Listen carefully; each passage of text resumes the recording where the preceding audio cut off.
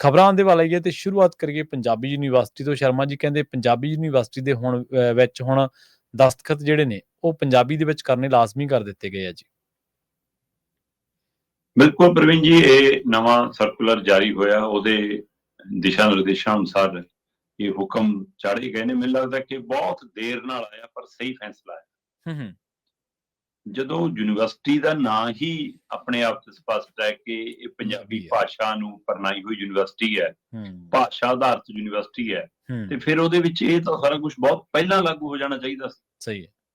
ਚਲੋ, ਧੰਨਵਾਦ ਕਰਨਾ ਚਾਹੁੰਦੇ ਹਾਂ ਅਸੀਂ ਇਸ ਸਮੇਂ ਦੇ ਉਪ ਕੁਲਪਤੀ ਡਾਕਟਰ ਜਗਦੀਪ ਸਿੰਘ ਜੀ ਹੋਰਾਂ ਦਾ, ਜਿਨ੍ਹਾਂ ਨੇ ਬਕਾਇਦਾ ਸਰਕੂਲਰ ਜਾਰੀ ਕਰਦਿਆਂ ਹੋਇਆ ਕਿਹਾ ਕਿ ਇਹ ਹੁਕਮ ਪੰਜਾਬ ਯੂਨੀਵਰਸਿਟੀ ਦੇ ਸਾਰੇ ਵਿਭਾਗਾਂ ਨੂੰ, ਸਾਰੇ ਵਿਭਾਗਾਂ 'ਚ ਤੈਨਾਤ ਹਰ ਛੋਟੇ ਵੱਡੇ ਕਰਮਚਾਰੀ ਨੂੰ ਹੈ ਕਿ ਉਹ ਤੁਰੰਤ ਪ੍ਰਭਾਵ ਤੋਂ ਆਪਣੇ ਹਰ ਕੰਮਕਾਜ ਦੇ ਵਿੱਚ, ਹਰ ਆਪਣੇ ਫੈਸਲੇ ਦੇ ਵਿੱਚ, ਹਰ ਆਪਣੀ ਲਿਖਤ ਦੇ ਹਵਾਲੇ ਨਾਲ ਜਿੱਥੇ ਵੀ ਉਸ ਦੇ ਦਸਤਖਤਾਂ ਦੀ ਜ਼ਰੂਰਤ ਹੋਵੇ ਉਹ ਆਪਣੀ ਮਾਂ ਬੋਲੀ ਪੰਜਾਬੀ 'ਚ ਕਰੇ।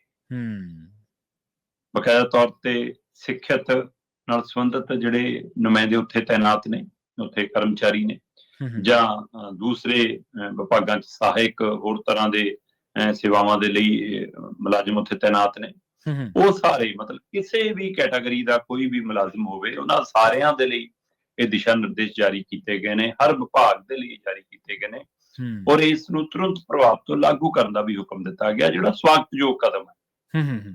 ਵੈਸੇ ਤਾਂ ਜਦੋਂ ਪੰਜਾਬ ਸਰਕਾਰ ਨੇ ਹੁਕਮ ਦਿੱਤਾ ਸੀ ਕਿ ਪੰਜਾਬ ਦੇ ਵਿੱਚ ਹਰ ਸਰਕਾਰੀ ਵਿਭਾਗ 'ਚ ਕੰਮ ਪੰਜਾਬੀ 'ਚ ਹੋਊਗਾ ਤੇ ਇਹ ਸਾਰੇ ਖੇਤਰ ਵੀ ਉਹਦੇ ਅਧੀਨ ਹੀ ਆਉਂਦੇ ਨੇ, ਤਾਂ ਫਿਰ ਬਹੁਤ ਪਹਿਲਾਂ ਸਾਰੇ ਕਿਤੇ ਹੋ ਜਾਣਾ ਚਾਹੀਦਾ। ਚਲੋ, ਪੰਜਾਬ ਯੂਨੀਵਰਸਿਟੀ ਨੇ ਵਿਲੱਖਣ ਤੌਰ ਦੇ ਉੱਤੇ ਆਪਣੇ ਪੱਧਰ ਤੇ ਪਹਿਲ ਕਦਮੀ ਕਰਕੇ ਇੱਕ ਵਾਹਵਾਹੀ ਖੱਟਣ ਵਾਲਾ ਕਦਮ ਚੁੱਕਿਆ। ਮੈਨੂੰ ਲੱਗਦਾ ਇਹ ਤੋਂ ਵੀ ਬਾਕੀ ਧਿਰਾਂ ਵੀ ਮਤਲਬ ਦਿਸ਼ਾ ਨਿਰਦੇਸ਼ ਲੈ ਲੈਣ ਜਾਂ ਇਸ ਦੀ ਨਕਲ ਕਰ ਲੈਣ, ਇਸ ਤੋਂ ਹੀ ਸਿੱਖ ਲੈਣ ਕਿ ਸਾਰੇ ਵਿਭਾਗਾਂ 'ਚ ਇਹ ਅਮਲੀ ਤੌਰ ਤੇ ਲਾਗੂ ਹੋ ਜਾਵੇ ਤਾਂ ਬਹੁਤ ਸਹੀ ਗੱਲ ਹੈ। ਅਸੀਂ ਕਹਿੰਦੇ ਕਿ ਤੁਸੀਂ ਕੇਂਦਰ ਨਾਲ ਕੋਈ ਰਾਬਤਾ ਕਰਨਾ ਹੈ ਤਾਂ ਉੱਥੇ ਉਲਥੇ ਵਾਲੀਆਂ ਕਾਪੀਆਂ ਨਾ ਭੇਜੋ ਨਾਲ। ਸਹੀ, ਤੁਸੀਂ ਜੇ ਗ੍ਰਹਿ ਮੰਤਰਾਲੇ ਨੂੰ ਕੁਝ ਲਿਖਣਾ ਹੈ, ਪ੍ਰਧਾਨ ਮੰਤਰੀ ਨੂੰ ਕੁਝ ਲਿਖਣਾ ਹੈ, ਕਿਸੇ ਹੋਰ ਸੂਬੇ ਦੇ ਮੁੱਖ ਮੰਤਰੀ ਨੂੰ ਕੁਝ ਲਿਖਣਾ ਹੈ ਨਾ, ਤਾਂ ਤੁਸੀਂ ਉਲਥਾ ਕਰਕੇ ਨਾਲ ਲਾਓ, ਪਰ ਪਤਾ ਲੱਗੇ ਜੇ ਉੱਪਰਲੀ ਚਿੱਠੀ, ਤੁਹਾਡਾ ਉੱਪਰਲਾ ਖੱਤ, ਤੁਹਾਡਾ ਪਹਿਲਾ ਪੰਨਾ ਆਪਣੀ ਬੋਲੀ 'ਚ ਹੋਊਗਾ, ਉਹਦੇ ਥੱਲੇ ਤੁਸੀਂ ਅੰਗਰੇਜ਼ੀ ਹਿੰਦੀ 'ਚ ਲਾ ਦਿਓ। ਸਹੀ ਹੈ, ਬਿਲਕੁਲ। ਕੀ ਹਰਜ ਹੈ?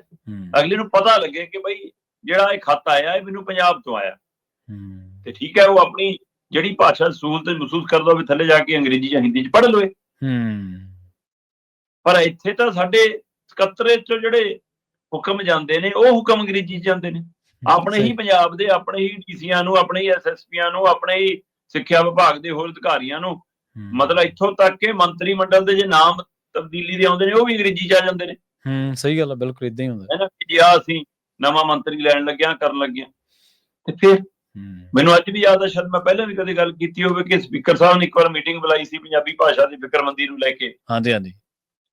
ਤੇ ਉੱਥੇ ਸਾਡੇ ਸਾਰਿਆਂ ਦੇ ਨਾਮ ਵੀ ਅੰਗਰੇਜ਼ੀ ਲਿਖੇ ਸਾਹਮਣੇ ਦਸਤਖਤ ਕਰਨ ਲਈ, ਫਿਰ ਫਟਾਫਟ ਰਜਿਸਟਰ ਚੱਕ ਕੇ ਬਦਲਿਆ। ਤੇ ਮੈਂ ਉੱਥੇ ਗੱਲ ਕੀਤੀ ਕਿ ਜਨਾਬ ਪੰਜਾਬ ਸਰਕਾਰ ਨੇ 2-3 ਮਹੀਨੇ ਪਹਿਲਾਂ ਫੈਸਲਾ ਲਿਆ, ਬੜਾ ਚੰਗਾ ਲੱਗਿਆ ਕਿ ਡੀਸੀਆਂ ਸਾਰਿਆਂ ਨੂੰ ਹੁਕਮ ਦਿੱਤੀ ਗਈ ਕਿ ਪੰਜਾਬ 'ਚ ਸਾਰੇ ਕੰਮ ਪੰਜਾਬੀ 'ਚ ਹੋਣੇ ਚਾਹੀਦੇ ਆ, ਪਰ ਡੀਸੀਆਂ ਨੂੰ ਜਿਹੜਾ ਇਹ ਹੁਕਮ ਭੇਜਿਆ ਅੰਗਰੇਜ਼ੀ 'ਚ ਭੇਜਿਆ, ਕਰ ਲਓ ਕੰਮ ਪੰਜਾਬੀ 'ਚ। ਇਸ ਲਈ ਪੰਜਾਬੀ ਯੂਨੀਵਰਸਿਟੀ ਨੇ ਜੋ ਪਹਿਲ ਕਦਮੀ ਕੀਤੀ ਹੈ ਉਸ ਦੇ ਲਈ ਉਹਨਾਂ ਦਾ ਧੰਨਵਾਦ ਵੀ ਵਧਾਈ ਦੇ ਪਾਤਰ ਨੇ, ਪਰ ਇਹ ਹਰ ਵਿਭਾਗ ਦੇ, ਹਰ ਅਦਾਰੇ ਦੇ, ਹਰ ਨੁਮਾਇੰਦੇ ਦੇ ਇਹ ਜ਼ਿੰਮੇ ਆਉਂਦਾ ਕਿ ਉਹ ਆਪਣੀ ਬੋਲੀ ਪ੍ਰਤੀ ਆਪਣੇ ਸੂਬੇ ਦੇ ਵਿੱਚ ਇਹ ਫਰਜ਼ ਅਦਾ ਕਰੇ, ਤੇ ਸਰਕਾਰ ਨੂੰ ਇਸ ਦੇ ਲਈ ਪਹਿਲ ਕਦਮੀਆਂ ਕਰਨ ਦੀ ਲੋੜ ਹੈ। ਇਕੱਲੇ ਕਹਿਣ ਨਾਲ ਨਹੀਂ ਗਾ ਕਿ ਹਾਂ ਲੈ ਇਹਨੂੰ ਤਾਂ ਪੰਜਾਬੀ ਵੀ ਚੰਗੀ ਤਰ੍ਹਾਂ ਨਹੀਂ ਬੋਲਣੀ ਆਉਂਦੀ ਹੈ ਨਾ, ਇਹ ਤਾਂ ਲੋਕਾਂ ਨੂੰ ਵੀ ਲੋਕ ਕਹਿੰਦੇ ਨੇ, ਇਹ ਕਹਿਣ ਨਾਲ ਹੀ ਸਰਨਾ ਜਨਾਬ। ਆਪਣੇ ਥੱਲੇ ਵਾਲੇ ਅਫਸਰਾਂ ਦੇ ਵੀ ਝਾਤ ਮਾਰ ਕੇ ਦੇਖੋ ਜਿਹੜੇ ਸਾਰੇ ਮਤਲਬ ਕਿ ਹੋਰ ਭਾਸ਼ਾਵਾਂ ਨੂੰ ਪਹਿਲ ਕਦਮੀ ਦੇ ਰਹੇ। ਜੀ ਬਿਲਕੁਲ।